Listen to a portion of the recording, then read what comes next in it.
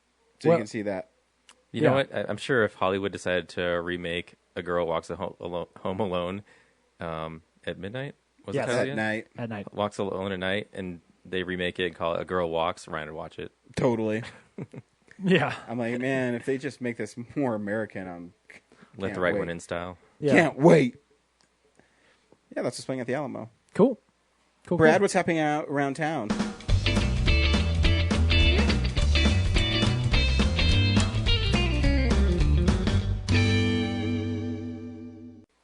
Not too much. The Esquire midnight this week is.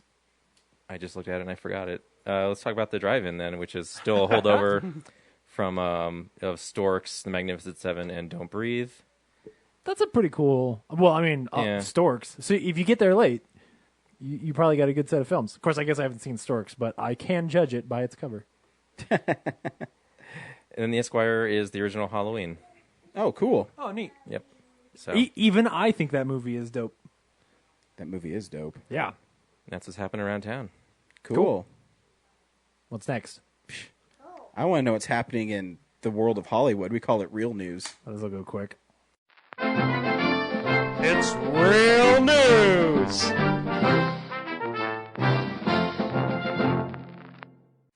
The only thing worth talking about is that this week, Rogue One released another trailer, and the internet broke in half.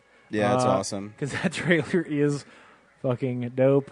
What's cool is like you know what's weird is you're so used to seeing Star Wars and Star Trek and it's dark and it's outside, but you see it like on a tropical island. You're like, oh, this is awesome!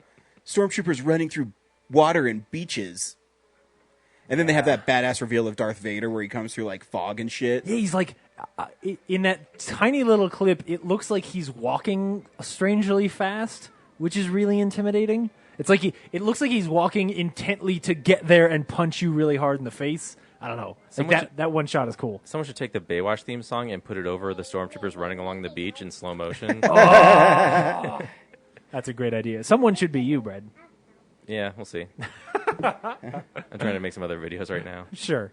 But yeah, no, I'm super excited for that movie. Every time I see a clip of it, like, hell, like as long as the action holds up, at this point, I think the story could be mediocre, and I would still probably love it, just because it, like, if all the shots in the trailer are in the movie, that movie's gonna be gorgeous. Yeah. You know. Now, you know, the same is true for a handful of really good movies. The same was true for Godzilla, and I found that movie disappointing. But still, hopefully it'll be fantastic. Really, I liked watching Godzilla the second time I saw it. I thought it was a lot better. I did like. I mean, I own it, so it's not like I hate it. I only said disappointed because like Godzilla was one of those similarly where like I remember those trailers being so unbelievably cool and exciting, but then you went and saw the movie and you were like, oh, like not only are all the shots of Godzilla in the trailers, but there's even shots of Godzilla in the trailer that aren't in the movie because they composite them together. But it's still a cool movie. But anyway. Yeah, no, it's great. The universe has moved against Don Quixote as Disney announced this week that they're trying to, or against Terry Gilliam, I mean, as Disney announced that they're trying to make a Don Quixote movie. Someone needs to just give that guy like a bunch of money so he can go make that thing. Just because I want the story to be over. Like this is like you know the Duke Nukem game from a few years ago. Where I just want somebody to finish it. Duke Nukem Forever. Even if it's garbage, just so we can have the end of the story. Because the fact that we're still talking about Terry Gilliam's Don Quixote, like it almost seems like a scam. I think Terry Gilliam's overrated, but you know, hey, we can have a conversation about whether or not Terry Gilliam is overrated. I think Terry Gilliam is interesting and experimental enough that I want him to be able to make films, especially if he's got something he's like really passionate about and has been working on for a while. Like Terry Gilliam to me is what like other people think David Lynch is. That's right, Henry. Like he really is a guy who is experimental and weird, and sometimes it works and sometimes it doesn't. They're movies that I don't always love, but I find interesting to watch. And I think he deserves, the. Well, I mean, if he wants to make it, it's yeah. a passion project. It's just a story that's been going for so long. It is. Anyway. Has he ever tried like crowdfunding for his films? I don't think so. That sounds like a good idea. I mean, if there's people like you who are passionate about like it finally getting out there. Oh, I wouldn't give him any money. No, I'm just kidding. I'm just kidding. Yeah. Anyway, Ang Lee also turned down the opportunity to direct the Mulan remake. Because they're remaking all of their movies, which means we all dodged a bullet there. Man, have you guys seen the trailer for that like Billy Idol's Long Walk at the football game? Billy, that movie looks like he hasn't garbage. walked that way for the longest time. Oh man, like that movie looks like it's made out of plastic. Well, yeah, because he's shooting at 120 frames per second. No, it's not just that. It's that everything is CG. Like it's just a guy on a green screen. Like it looks like Life of Pi, where it's like, okay, great. Is this what dreams may come, where everything is just like paint smeared on a wall? Man, I don't care how fast he's shooting it. Like if you took stills out of The Hobbit when it was at 60 frames a second, it didn't look like trash. And when I see stills from that movie, I'm like, man, this looks garbage. You know, when The Hobbit was 60 frames, it took a little bit for you to get into it, but once you watch it, it looked pretty good. Yeah, no, I liked it. Yeah. But my point is just like, I hate the way he makes films now. But anyway, there wasn't a lot of other stuff this week. Ash vs. Evil Dead got renewed for a third season. Oh, cool. That's good. Yeah, it's fun. Have you seen the second season? No, yeah, I'm starting to watch. I'll talk about what we've been watching. Sweet. Okay, it's cool. insane. Yeah. So yeah, here's that dickhead Henry with his new art house asshole bullshit. I was just gonna say he's an asshole. Thank you. I love art house movies. You can call me Mr. Asshole. What's up, nerds? It's Henry giving you an update on Art House Asshole. This week's article is on Toni Erdmann, which is if I recall correctly, I think it's a German film that I think they selected as their official selection for the best foreign film for Germany. It is a 3-hour-long comedy, which might sound foreboding, as it's 3 hours and a comedy and not in English. You can read my review on it in its entirety. I will say this is the first 5 out of 5 star film I've seen all year. It is one of my favorite comedies I've seen all year. I mean, obviously. I think it's hilarious. It's a lot funnier than I expected it to be. There's a lot to really love about the film. The characters are really well done. It does not feel like 3 hours at all. It goes by very, very quickly. It's heartwarming. It's lovely. There is one scene at the end that is a party scene that is, without a doubt, the funniest scene I've seen all year. I strongly recommend you check it out. It's a beautiful film. It's a hilarious film. And I think a lot of people will really enjoy it. And I hope that it gets... I said it's the submission for Best Foreign Film for Germany. I hope it ends up being one of the top 5. Anyway, that was this week's. If you want to see my full thoughts on it, go to realnerdspodcast.com and read the Art House Asshole for Toni Erdmann. Otherwise, I hope you guys enjoy what you're seeing this week, and I hope you guys see some really cool art house films. Bye. He's really excited about American Honey. People should all, yeah, yes. That's People- not this week's movie. I know it's not, but just in general, but I'm he talking is. about the article he wrote. Yeah. He's Oh. like super excited about it. The The Tony Erdmann. It sounds like just like every time I see the title, I think he's writing about it like a director. But that's the I movie know. title. I did the same thing. I was so confused. Yeah. People should also go look at his article where he tries to take me to task for not liking David Lynch. And then you're like, David Lynch is awful. Yeah, David Lynch is still an absolute hack. I make movies. I don't even know how he sounds. I just imagine that's how he sounds. Pretty close. Sounds like that now. Yeah, Oh man, that's awesome. I wrote an article. Oh, I didn't you talk did? about it last week, so Yeah, it I just wasn't faded here. into, I wasn't into here. obscurity. Your Star Trek one? Yeah. Yeah, we talked about it Content last filter. week. Did we? Did we? Yeah. I wasn't here. I thought. Wow, it was you're so fantastic. self-involved. You don't even know that we talked about it last week. He's just so used to everyone talking about him that Because remember, you also said you wrote an article the last time Star Trek had a Blu-ray come out. Yeah, but that was like a message in private. He also said that in the article. Yeah, no, but he also said Did it I? on the show. I think so. What's happening? I don't even know anymore. I know, Anyway, it was a really obviously. good article. I totally agree with you, and Ryan is wrong. I felt like carried both sides, but yeah. Yeah, I mean, you carried my side really well. Yeah, I agree. Wait. Meh. I'll be getting the Target version because it comes with extra bonus features. Cool. Well, Well, Enjoy. enjoy that. Because it'll fade into obscurity. you with don't the rest know of the movies on your shelf. You want to know why? Nope. Because I don't care about You don't care about Justin good Lin's, content. Lynn's commentary. You don't care what The he has whole to say. the whole Star Trek release has been sabotaged. I do care about Justin Lin's Insert groan commentary. here. All right. Okay, now this is yeah. what's coming out on Blu-rays. Right. Yeah. Here, Blu-rays. Fudge. DVD releases and Blu-rays. Crouching Tiger, Hidden Dragon is getting a super crazy limited edition thingy and a 4K release, and there's like a book edition on Amazon. And you watch, you're and- like, oh, this looks good, but the movie's meh. yeah, it's not my favorite like Hong Kong action, traditional fighting movie. Yeah, I think thing. mine's still Drunken Master. Yeah. The Downton Abbey Complete Collection comes out this week, so you can pick that up. And does it come with tea? No, it doesn't because the should. show Should. doesn't really talk about tea at all. Does it You come know, they with make those- biscuits? Biscuits are what English call cookies. Star Trek's getting like a starship thing. Like Downton Abbey should have like a tea set. Yeah, like a little teapot. porcelain- Yeah. So when you take off the top of the teapot, that's where the discs are held. It would actually be cool if it came with a little bell, like one of the like call your servants bells from the beginning with the little rod thing. Servants, Anyway. put my disc in Oh, the I guess tray. I didn't mention in real news that Rod Stewart was knighted this week. Oh yeah, he was. I watched the So video. now of you that. address him as Sir Rod Stewart, motherfuckers. I think it's funny that like Harry did it, but like he's I know, not. interesting, huh? Yeah. What does Charles do now? Fucking nothing. Oh, he just sits in his room and wishes his mother would die. Yeah, he's like, I want to be king. Oh, But mother, it's my turn to be king. he's like the Doesn't even sound like that. You'll be king when I say you'll be king. Is he like the British Charlie Brown?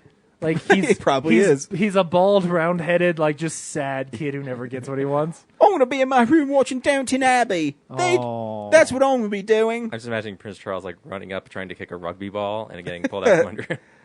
Oi! Instead of arg. Is it still football? Sorry. Yeah. Independence Day is getting its Blu-ray, Independence Day reinsertion. Reinsertion? Yeah, that's what I felt like, because I felt like I got fucked through that whole movie. Resurgence is out this week. The worst movie of including the year. It is not the worst movie of the year. Yeah, it is.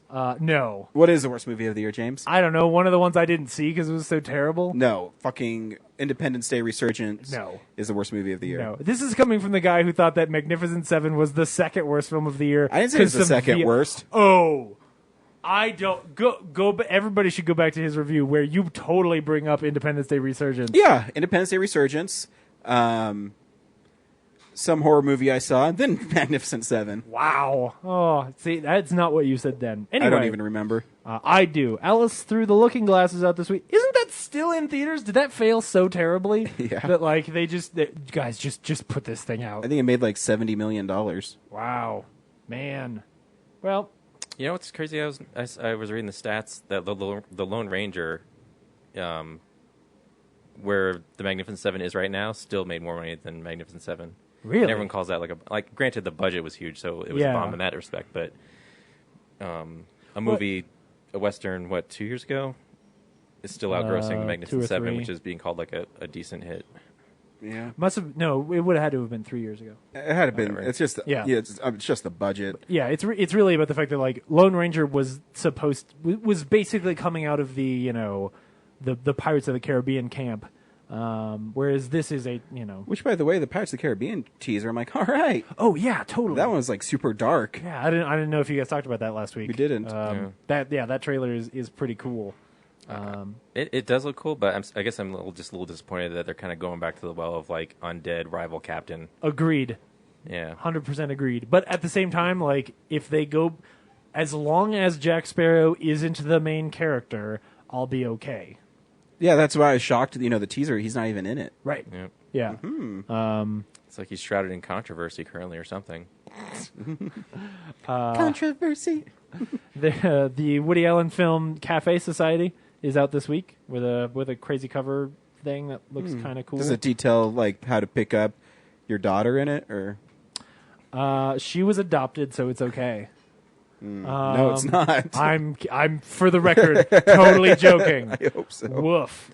Season 4 of Bates Motel, which, as I probably said a year ago today, I really need to get back on that show. You should. It's great. Yeah. Oh, I haven't seen the fourth season. I only get them on Blu-ray, and I have Yeah. A&E. I feel like A&E is like a channel old people watch, so Yes. I always forget that I have it. Right. So I'm just like, I'll just watch it on Blu-ray.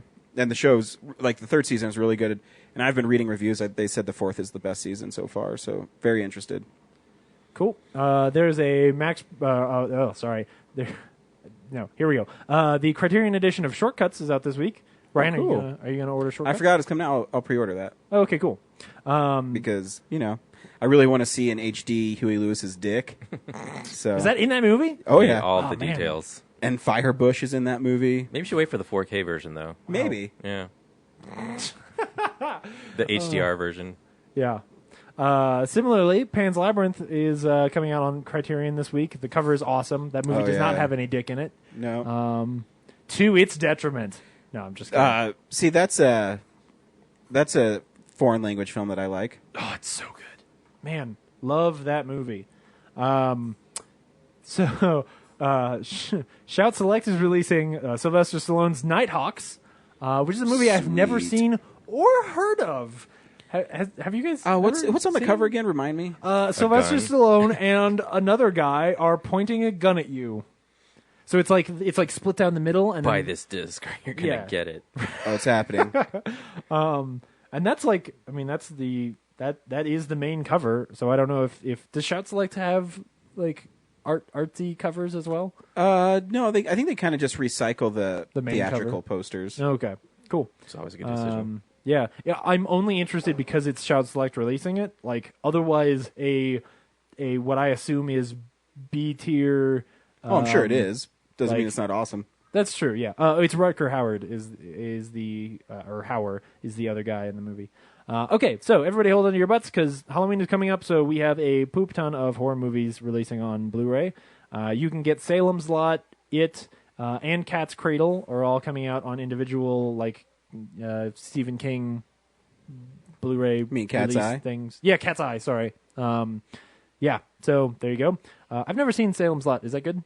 Yeah. Yeah. It's like a miniseries. It's a horror film about a vampire. Oh, I'm so glad you weren't stopping there. It's a horror film. About a vampire. I know. I kind of lost my train of thought. Yeah. But yeah, I've also never seen It. it's not good. Is it not? Okay. People, Tim Curry's great as the clown in it, but other than that, it's a made-for-TV movie Yes. from the early '90s or maybe late '80s. So it's meh. I was thinking about it a lot this week for reasons we will discuss later.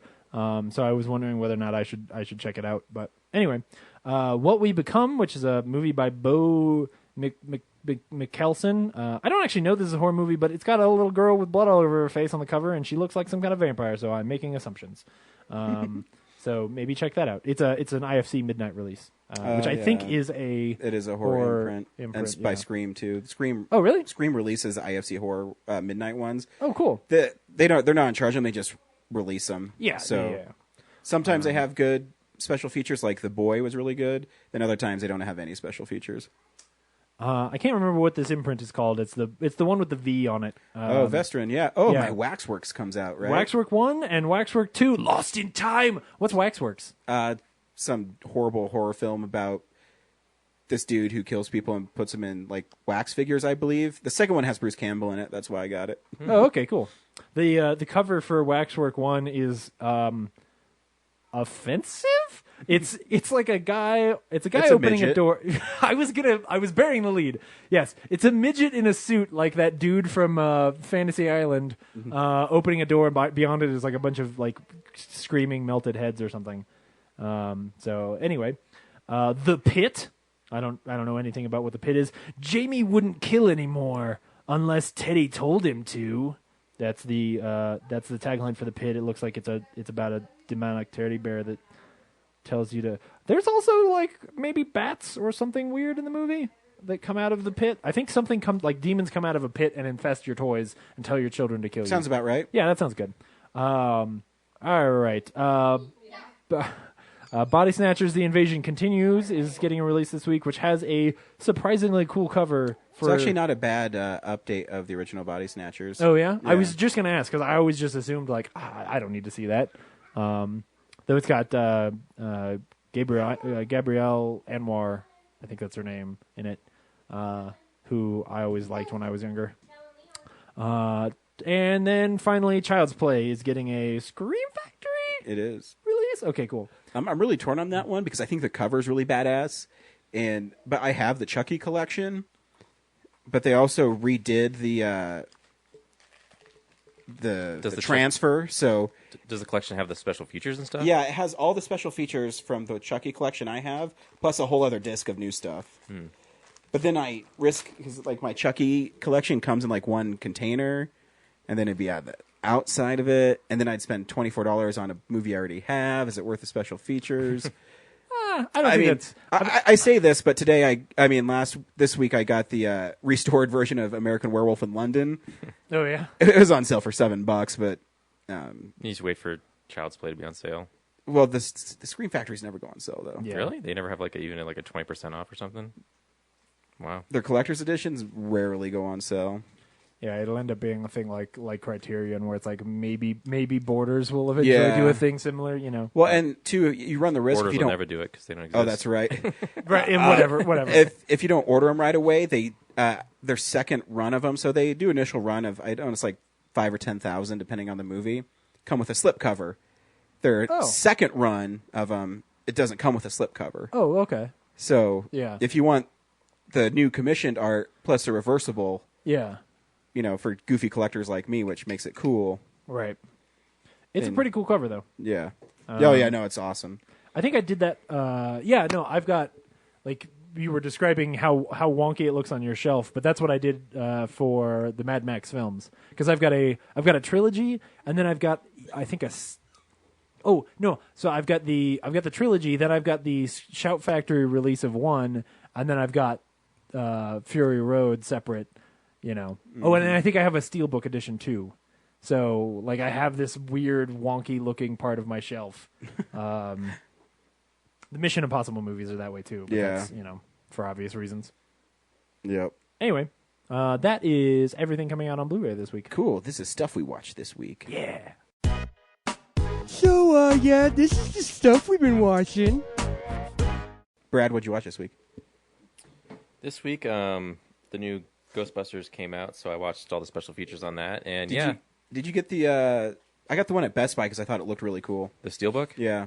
But I got the 4K Steelbook just in case, like, someday I have a 4K player. I'm sorry, buddy. And I want to see what the discs look like, and they're actually like there's like this as thin as DVDs. Really? Oh, because Blu-rays have a little bit of a because they have that edge to protective coat on them. But yeah, 4K it feels like a regular old DVD. I was surprised. But yeah, I watched all the special features, and sure enough, that scene where we were talking about it, like, transitions before Kristen Wiig goes to the cafe or whatever to talk to the mayor. Like, there's that scene where she's like at her own apartment or a hotel or something. There's a scene where before that, she and Melissa McCarthy get into a fight. No. go their separate ways. So did you watch the extended cut of it? Yeah. Is it? Because it's like 20 minutes longer. Does it feel 20 minutes longer, or does it help the film? No, it's a lot of just like extra gags that just, especially in the beginning. There's a scene where Kristen Wiig goes to, I think, the dean of the school or something that she's at, or the other dean, or some other higher up official woman, and they have like this exchange, and she's like has an awkward discussion about the supernatural, and then just kind of walks out. So yeah, it was just extraneous stuff, and then alternate takes, like the Ozzy cameo. He says something different. The stuff like the training in the alleyway was all like last minute additions to the film. So those scenes weren't initially in there, and then the end credit stuff. That's like, they seemed like little vignettes were actually the original ending, but they felt tacked on, so they split them up through the credits and the whole dance sequence. The dance sequence was originally in the movie. Yeah. Did they reinsert it into the extended cut? No, you can watch the whole thing. I don't think it's in the extended cut, but they have the whole thing on the disc. They put it in the end credits because it felt out of place. But that whole thing, that whole end sequence is completely CGI, except for the hotel front and the police and army. They just built like the lower level of the street, and then everything else above that is just CGI buildings. It's crazy. I blacked out there for a second for specific reasons. Is there a feature on the disc that is just Chris Hemsworth saying jokes over and over again? Well, there's a ton of like extra gag clips, so like each character has one. That each is of the four everything I want. Ghostbusters, Chris Hemsworth, and I think a couple of the little side characters have just like sprinkled throughout those, but yeah, Cool. I think Chris Hemsworth even has like 2 bonus feature things dedicated to him. That's awesome. And there's tons of VFX stuff, and it's you learn like everything about that movie. Cool. There's Cool. 2 commentary tracks, so Very cool. That's what I wanted. yeah. And then I also finished Stranger Things, Ooh, which was really great. yeah. But I can't feel a little disappointed that I thought like it was gonna be more than just like a monsters chasing. Like I felt there's gonna be like some deeper, like story beyond that. But it's really just getting that kid back and defeating the monster. By deeper, do you mean? So, do you mean like more complete story for the characters, or that there would be more of a like intriguey, like what is the answer behind the corporation, or what the upside down is, and that kind of stuff? Yeah, I guess it's the latter half because it. Okay, yeah. Yeah, they don't really explain. Like you're just left to believe, like, oh well, they did some experiment and it opened up this other universe, and now they're trying to like contain it. Yeah, But I just thought there'd be more, like maybe a deeper mystery, as like it was going to lead to something larger. right. Yeah, I think that is the only reason why I'm kind of okay with the fact that they're saying that the second season will be a sequel season, because originally when it ended, I was like, I didn't have that problem, because for me, like a cool horror show or movie like this, especially in the sort of Stephen King vein, like I do kind of want it to end with this uncomfortable, like, oh well, we didn't. So some spoilers for Stranger Things, or at least thematically or whatever. Like I do kind of want it to end with this open-ended thing of like, oh, there's still something out there, and this could happen to me, even though it's like, obviously never going to happen to you. But good job. Sneeze right on your dad's phone. So I didn't have that problem, but I can sort of understand like the people who are really excited for there to be a sequel season. They did leave it open where they can talk more about what that thing is, because it's a really cool idea, and I would like to explore it more. For me, like the story of the characters is pretty much like I'm fine with it being left where it is. Yeah. When it ended, I was kind of wondering, like, where would you go with this, other than Right. like, because I feel like the story's really complete, and if more creepy shit happened to those characters, it would feel like the Die Hard syndrome, where it's like, how can this happen Right.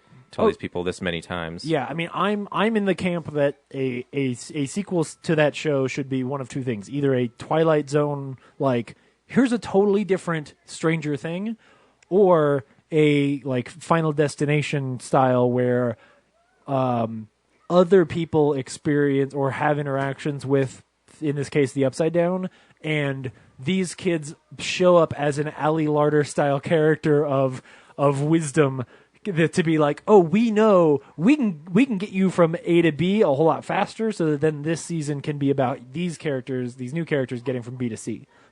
So we as an audience get to continue to learn more, and we get a little bit of communication with those characters. There's really only one, and I don't want to say who. There's really only one character that is left super open at the end of the show that I would say, yeah, you should bring that character back. Like, I would want more about that character and what happens to that character moving forward, whereas the rest of them are, they're tied up well enough.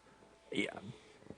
Obviously, with the last scene of the show, that character isn't, but I don't give a shit. Like, that isn't the character I want to learn more about.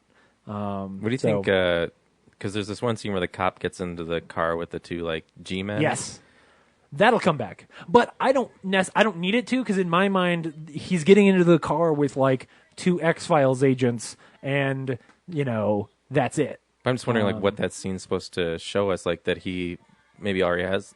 It doesn't seem like he has prior knowledge of anything. Oh no! I think it's up to interpretation, but it's one of two things. It's either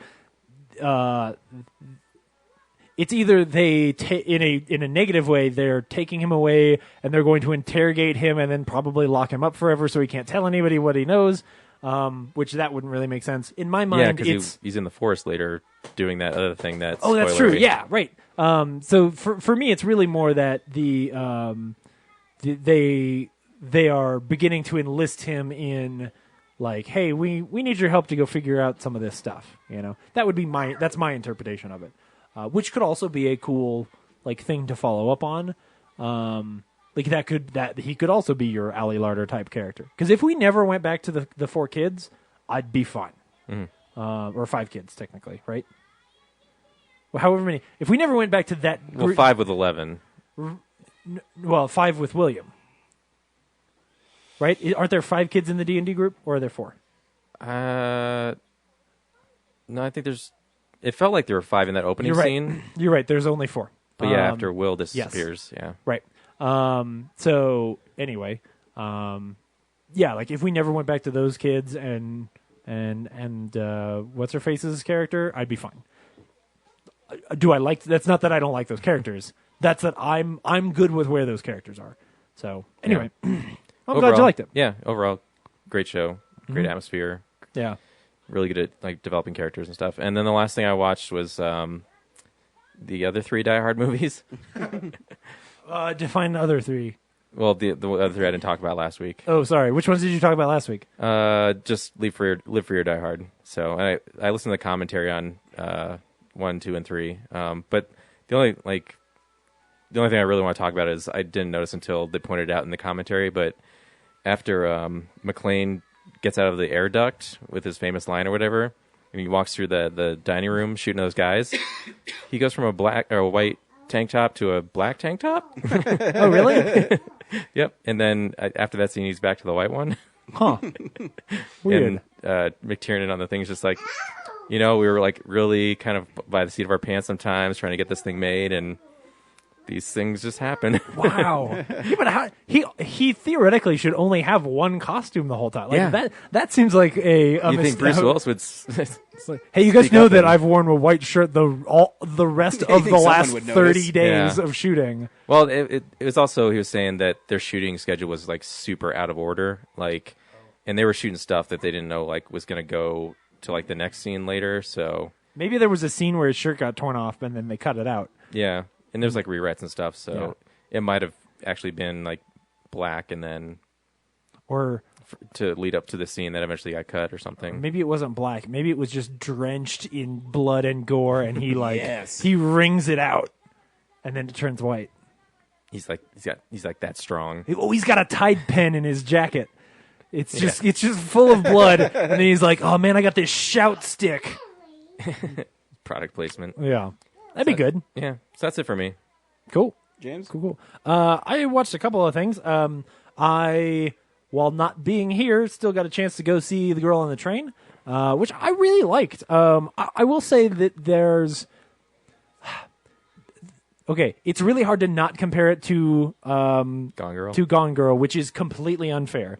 Because it's, there was a part of me that was like, oh yeah, this movie is not like, I can't even put It's got my the finger same on it. vibe, but it's a different story. Yeah, I can't even put my finger on what it is, but there's something about the film that just doesn't feel as polished as a like Fincher or Sicario or like one of those movies, even though it feels like it wants so hard to be on that level, but not its fault.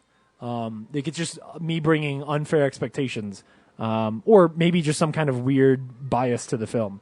I will also say that there's a level of like melodramatic elements to the movie that I think the movie does an amazing job of handling in a way that I am okay with. So there's things that pop up that I would normally find either like things that are usually more okay in books that then when you translate them to film they just come off like super melodramatic. And in this case, like there's stuff like that where as it's happening I'm like, oh, this makes me uncomfortable, and then like because I know what they're about to do or what they're about to say, like when what's her name? I want to say Haley Bailey. Anyway, whatever her name is, who plays the Haley Bennett. Haley Bennett, yeah.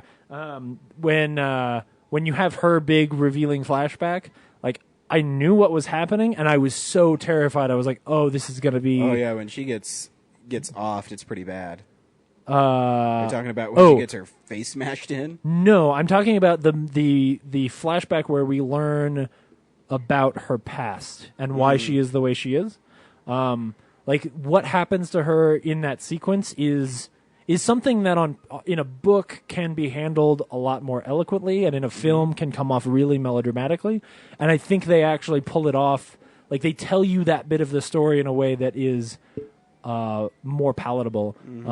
I also think that the marketing for that movie is amazing because I went in not knowing anything really about.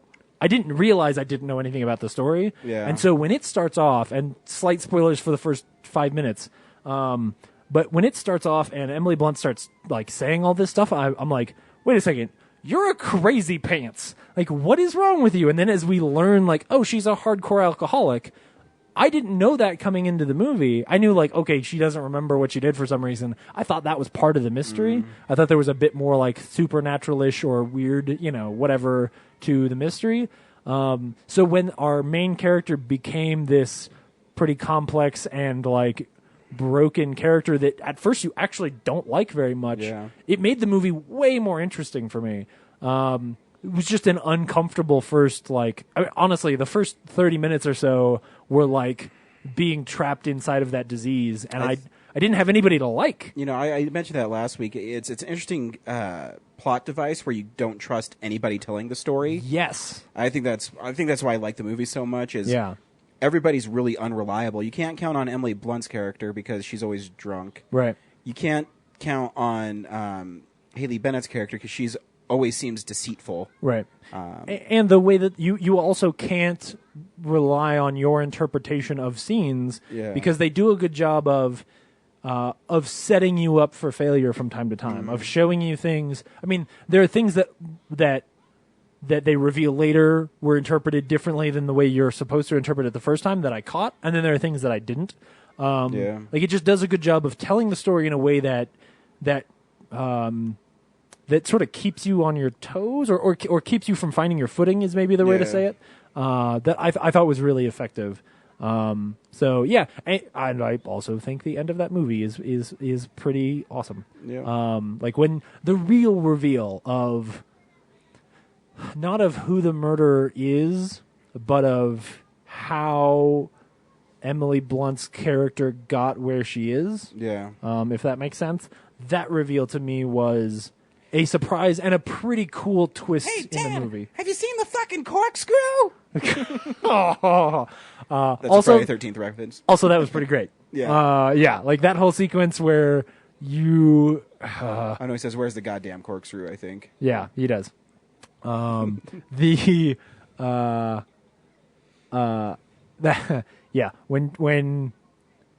that person comes out on the lawn and you don't know what their intention is, which is the most coy way I can say it, is really cool. I think the way it's set up is that character is the way it's shot, the way it plays out. That character might be okay with what another character is doing to another character. Right. You know exactly. what I mean? Yes. Because they have that one shot where Right. where that character is doing something, Yes. and they pan up to the other character just watching it happen. Yes. Anyway, I need to talk about a movie in a way that's not coy, because if you haven't seen Stranger Things and Girl on the Train for the last 20 minutes, you're probably just screaming at the radio. So anyway, I also got a chance to watch Popstar this week. Nice. That movie's awesome. It is awesome. It's so good. I was I don't want to say pleasantly surprised because I expected it to be good, but it really really made me laugh. Really an enjoyable film.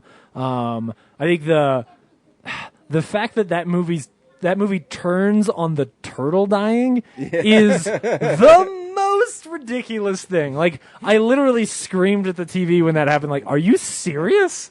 Like, because I guess it makes sense. Like, whatever, but it doesn't matter. Like, that movie is a long series of really great jokes. And so that to me was just a moment of them saying, like, guys, the plot of this movie does not matter. Like, everybody knows the beats. When they're playing basketball, and he misses it, and he turns at the camera, and then they cut. And everybody's like, oh, it went in! It went in! Oh, yeah. I love the sequence when he feeds them pancakes with dog poop in them. Because as soon as it started, I was like, oh, he's testing them to see whether or not they're yes men. Like, that was really good.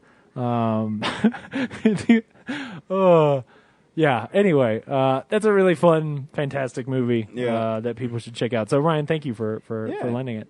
And then finally, I think there's one other thing that I'm forgetting. But anyway, last other thing is that I watched Dreamcatcher this week. So anybody who Because of the yes, How'd This Get Made? Yeah. Right. So How Did This Get Made did an episode on Dreamcatcher this week, and I remember when I totally forgot Damian Lewis was like this dual character in it. Like, listening to talk about it, I was like, oh my god, yeah. So I had never seen it, and I remember being afraid of the trailers when it came out, because I was like, that looks cool, and it's got aliens in it. Like, I don't want to see that because I don't like watching movies with aliens that are supposed to be scary, especially when I was like, 14, 15. 2003, so I was 16, but still, that movie. Hey, shut up!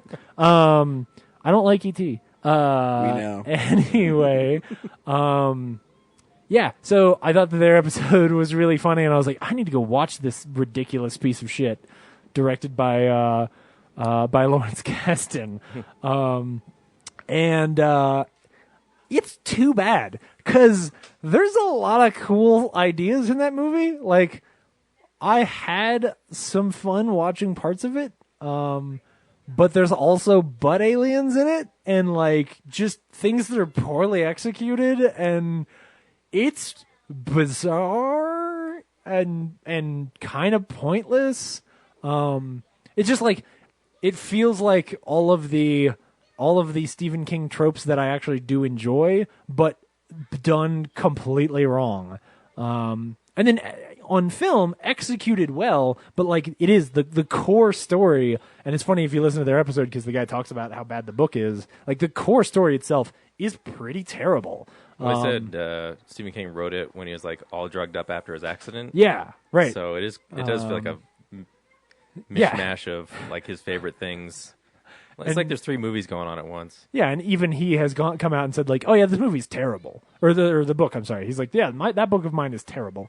But I actually kind of enjoyed watching it. It's free on Prime right now. And he's like, yeah, of the 3 books I wrote that year, that one's my least favorite. Oh, totally, yeah. I mean, the guy has written like 800. He can be very hit or miss, but at the same time, so for that one to be the one where he's like, oh no, that's the bad one, is pretty impressive. Yeah, it's so bizarre. And so I do kind of recommend checking it out for free if you've got Amazon Prime. So anyway, I think that's it. I swear there's something else, and I'll remember it in a minute. So anyway, Ryan? I didn't watch too much. I just wanted to comment really fast on the new episode of Ash vs. Evil Dead. Oh, yeah? So the last season ended with Ash doing what Ash would always do, is he took the easy way out, and by doing that, he never got rid of the Deadites. And so they have to go find it, and Lucy Lawless's character puts the book in this corpse. And when Bruce Campbell goes to the morgue to retrieve the book, he gets his head sucked up the corpse's butthole. And so his head goes through its ass, and he's running around fighting this corpse with his head through its butt and like sticking through its. And you have to see it to. What? Wait, is this episode 2 of the new season? Yeah, it's episode 2. I thought it was episode 1. I was like, I don't remember watching that at all. It is bizarre, but Bruce Campbell is so great at the physical comedy. Yeah. That you're like sickened at the same time, but you're like, oh, this is because it's like an autopsied body, and Bruce Campbell's head goes up its butt. How does it? Does it look like a practical no? mannequin? It's a practical. So they had a little behind the scenes thing beforehand, and Bruce Campbell said it weighed like 75 pounds. Oh, but so it's how he got stuck up there is the intestine. It looked like a little tremor graboid, and it like bit him on the face and wrapped around his neck and pulled him up through the butt. And so through the rest of the episode, they keep on saying to Bruce, he's like, "You smell like shit, man."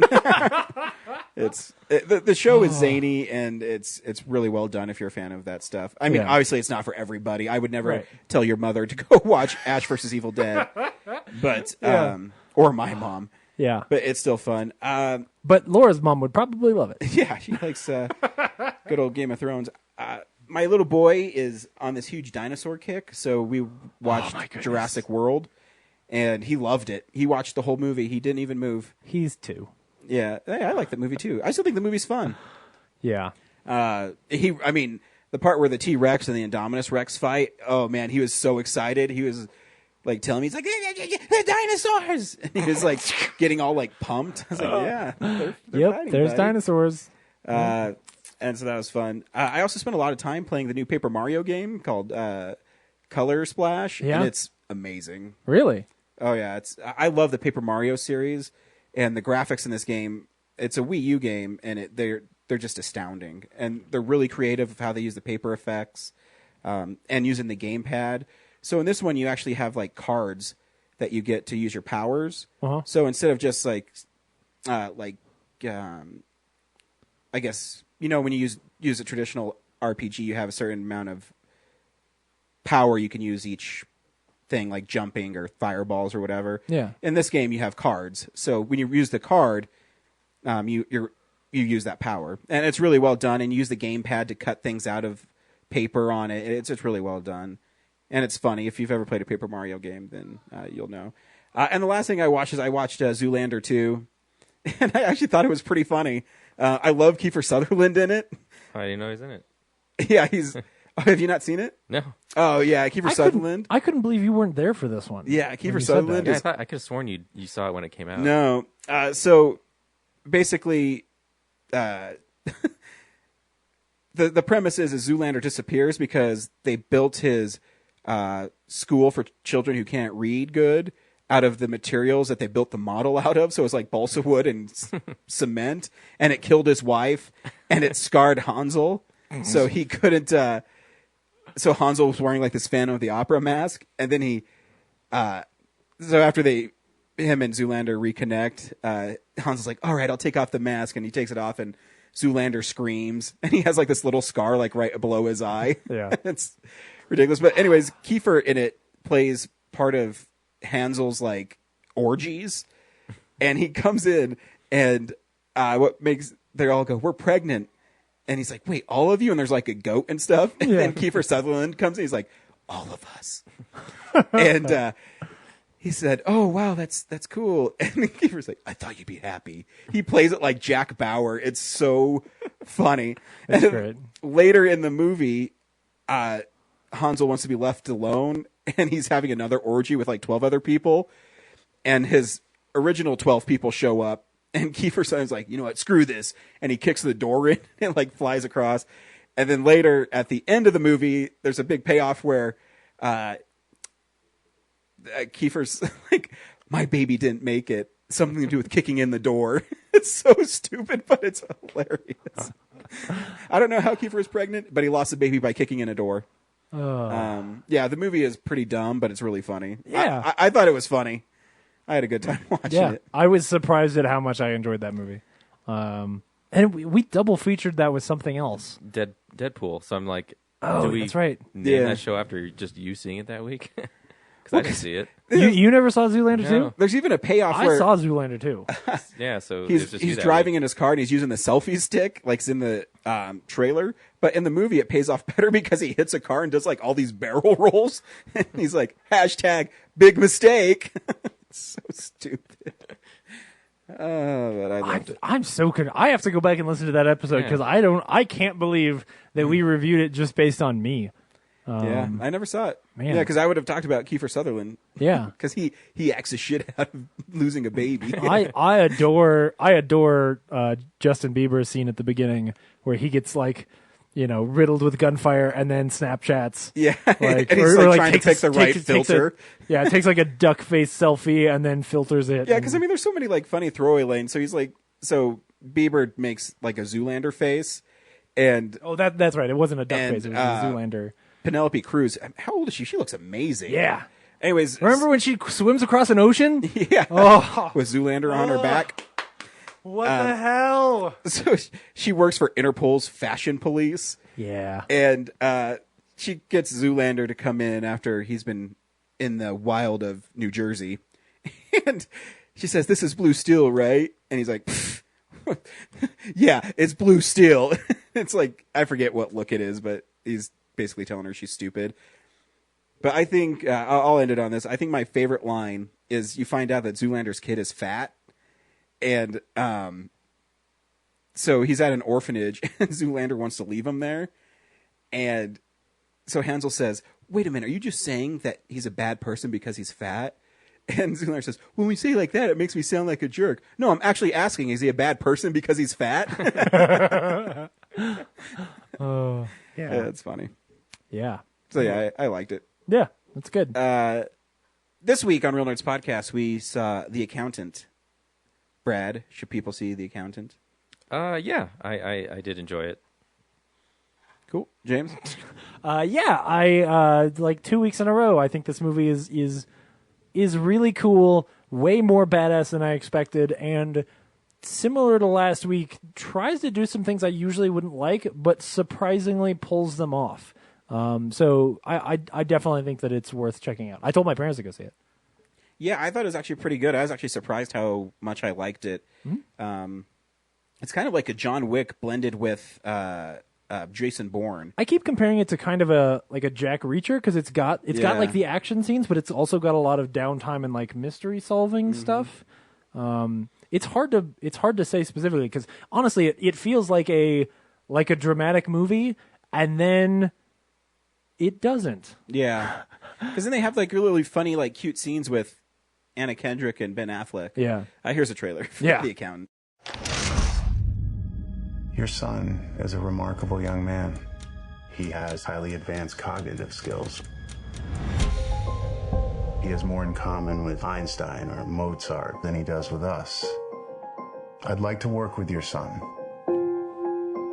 Help him develop the skills he'll need to lead a full life. It's not going to happen.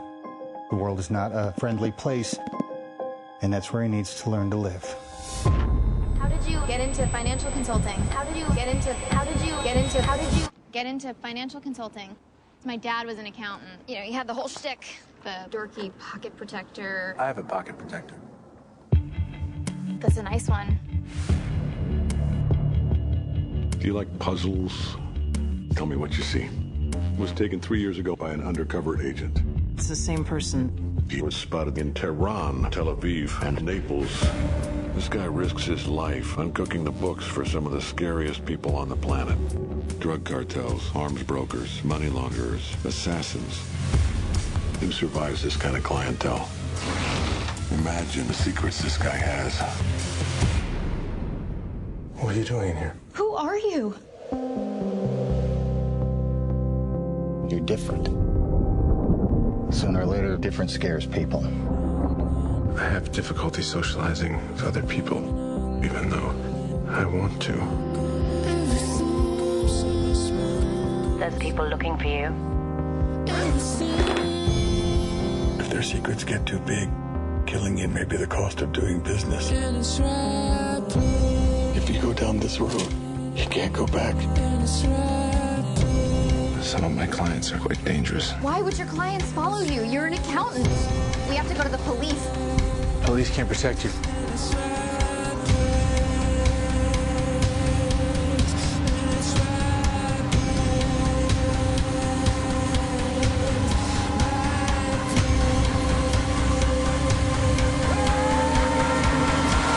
So who is he?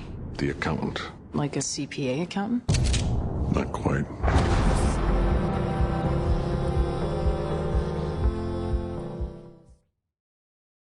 In it, Ben Affleck plays a guy who has some form of Asperger's disease. No, he has like autism. He says high functioning autism. Autism, that's right. And so, I mean, it just starts with him being a kid and having a hard time functioning because he doesn't like to be touched and he doesn't like to leave things unfinished. Yeah. And it kind of just goes from there that he's an accountant, and but he's not really an accountant. He's this like badass like accountant who also murders people. Yeah. he murders people for hire. Well, no, because he doesn't murder unless people. someone crosses him. No, he doesn't murder people. He protects himself from really dangerous clients, and then at the same time, I mean, murders people. We're getting into spoilers. Well, yeah, I mean, he'll yes. What I was going to say before, and then realize it was kind of spoilers because I didn't think the movie was going to go this far. It turns into the best Punisher film I've seen. Like, seriously, that last 45 minutes is the coolest, most amazing Punisher sequence I've seen in a film. He also does Zombieland Rule number 4. Which one? Double tap. Oh yeah. He double taps everybody. Dude, like a boss. Everybody Yes. he shoots him in the head twice. I like when he's driving around in his truck and he has that line. He's like, or I think that his Siri or whatever asked him like, "What are you gonna do? Shoot him in the head?" Yeah. Yeah. I mean, there's also like really interesting character moments. Yes. When he helps this older couple who have a farm, and then later they get harassed by these people that are looking for him because he's involved in He's this. targeted. Yeah, he's himself. targeted. And then he Batmans them. Yeah, he does. And so he kicks the shit out of them and he kills this guy, and then he walks by the car and he like waves at them. Like totally like jumps up on the car like Batman, breaks the back window and pulls them out. Oh, so cool. But yeah, no, this movie has a lot of comedy in it. Mm-hmm. And even at like even in the what I call the Punisher sequence, there's like they'll stop and do little jokes, and you know, especially at the end when the two guys are talking, like there's a lot of like I heard my entire audience laugh out loud at like at times when other films you wouldn't get a comedic beat there. Well, yeah, because I mean, and John Bernthal, right? Yeah, John Bernthal. Yeah, is in it as well, and he kind of plays a character where you're not sure what he's doing. Yeah. He's like a PMC guy. Yeah, but you eventually learn that he's just being hired, and he just happens to cross path with Ben Affleck's character. Yes. Yeah. I mean, that's all I can even... That's maybe the one plot hole, and I'm like, why is he always around? But whatever. I see what you're saying. Like, the fact that character who has more going on than we understand at first just happens to, you know, he happens to run into him on this one. Yeah. I mean, I think that it makes sense because what they're implying there is that, so getting into hardcore spoilers for this movie, what they're implying there is that, you know, after the military, Ben Affleck's character goes to jail and learns how to become a black market accountant. And his brother clearly just goes into the private military. And so it kind of makes sense. It's interesting to me because it shows this version where the things that their dad, you know, what their dad is teaching them the whole time is like always walking this fine line. They even apologize for it at the end, like, because to some degree he's flat out saying like, all of the research we have on autism and neuroscience and all these things, like, oh, it's all bunk. Like, I just need to beat my son enough that he'll be okay. That's a gross simplification. I thought it was interesting how like they tease that first scene, making it seem like the dad is he's a hard ass, but you think like the mom, like you think the mom's the victim, and then a scene flashback later, she's actually like, she the quits one who family. can't handle. Yeah. Right? Yeah, like it's and he's the one who wants to stick by his kids. Yeah, Yeah, then there's because- that great character moment with his brother where the mom looks back in the window and he just flips her her off. Well, that's where it starts to turn because Yeah. then the dad runs back in, and you realize that the dad wants to talk to his wife and get her to not leave, but the most important thing to him is the fact that his son is flipping his shit right now. So he runs back in and basically like swaddles him with his arms and starts to calm him down. And you realize like that's where you start to see that his dad is actually trying to do great things. You just, like I was saying, it walks this fine line of whether or not what he is teaching them is really the best thing. And so by the end of the film, if not for that twist, like you would probably come out of this and go like, yeah, he's right. Like that guy, the autistic kid became such a badass. But at the same time, we see what his brother becomes, which is a murder for hire PMC dude. Right.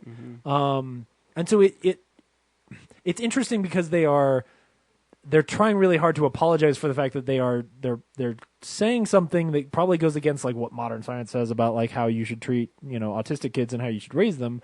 But what I think is great about this is that like when the audience I went to see this with who clearly loved the film, when they think about autism moving forward, one of the things they will possibly think is total badass. Like this idea of an autistic person as basically a superhero simply because of the way their brain works radically redefines the way that a person looks at that. Yeah, and it did disorder. have like a superhero origin story vibe to it. Totally. Where he's going to that like Russian backlot or French backlot and is like, "You're going to go fight those kids?"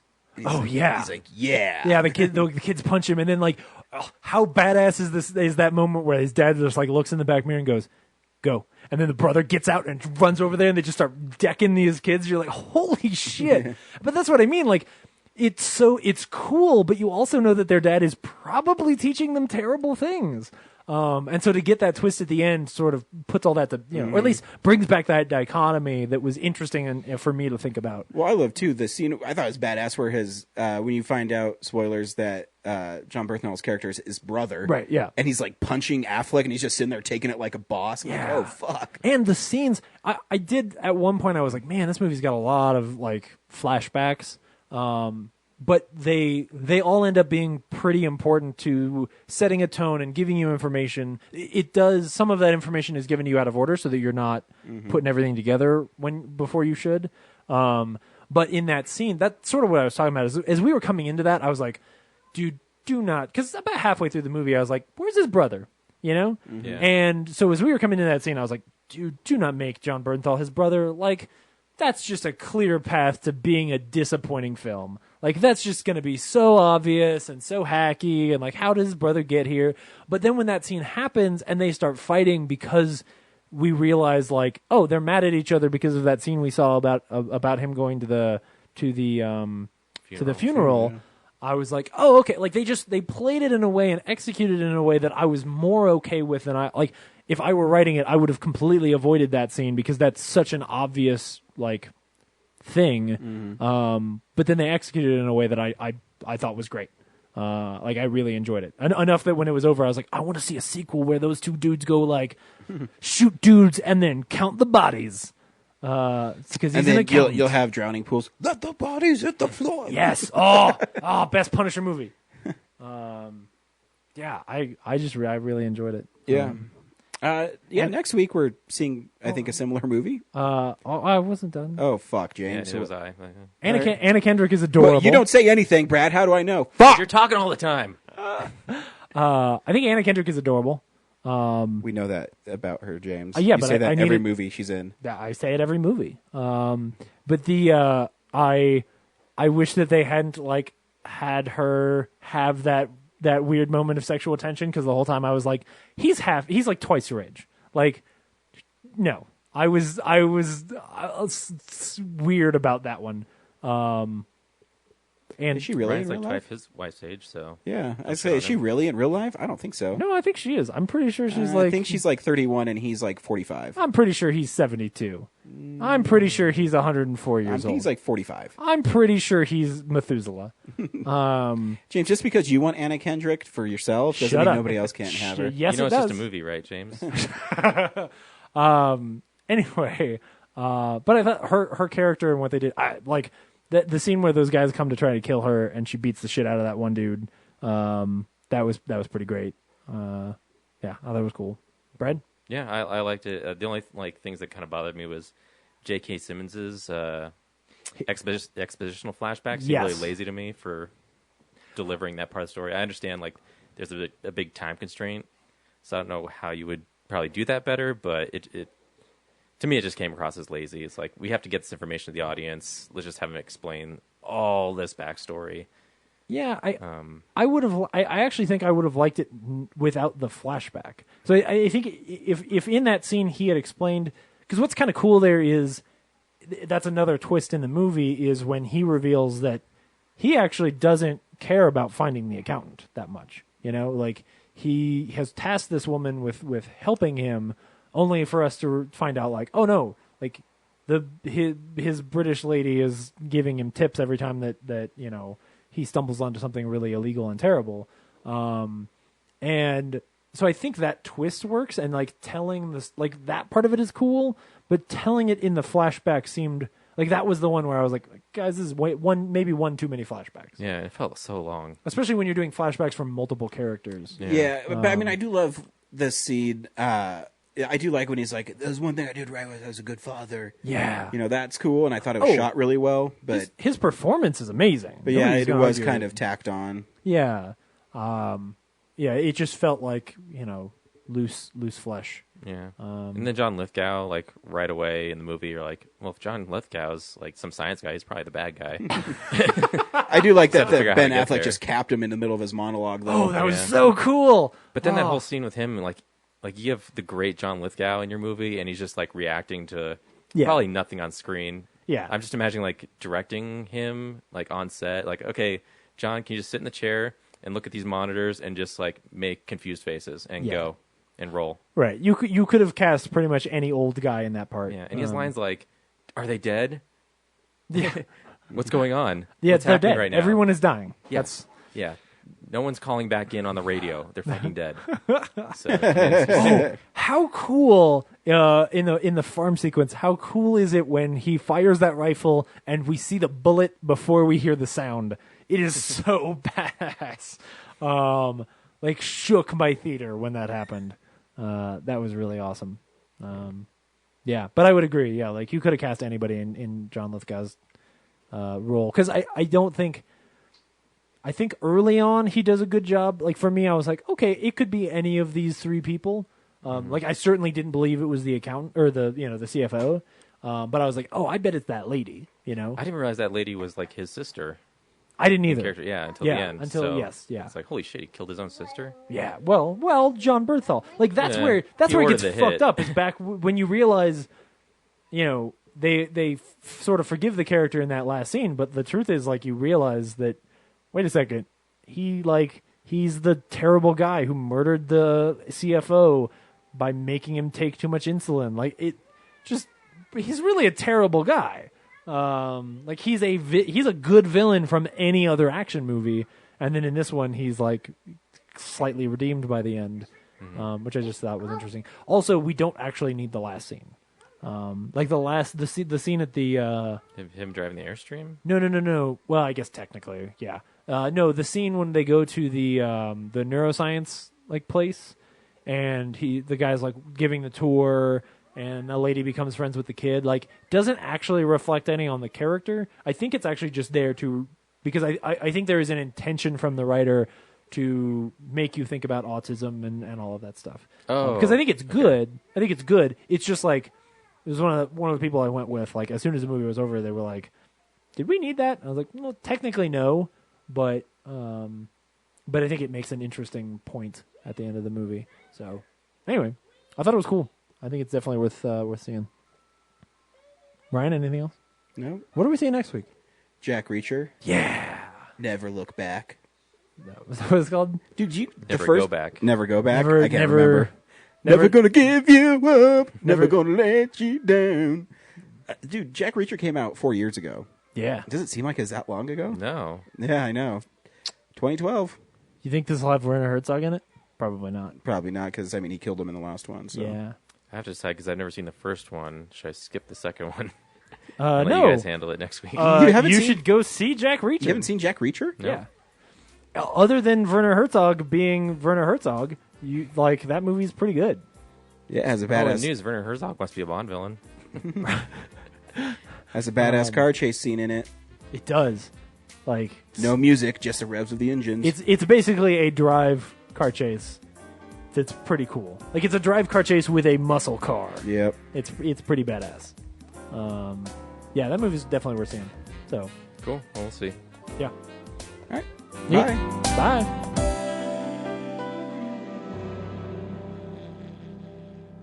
Real Nerds is a Nebulous Visions multimedia production. We would also like to thank Sparks Mandrill for our music. Additional music from Ben Sounds. Thank you to Alamo Drafthouse. Thank you to Colorado Coins, Cards, and Comics. And thank you for listening to the Real Nerds Podcast.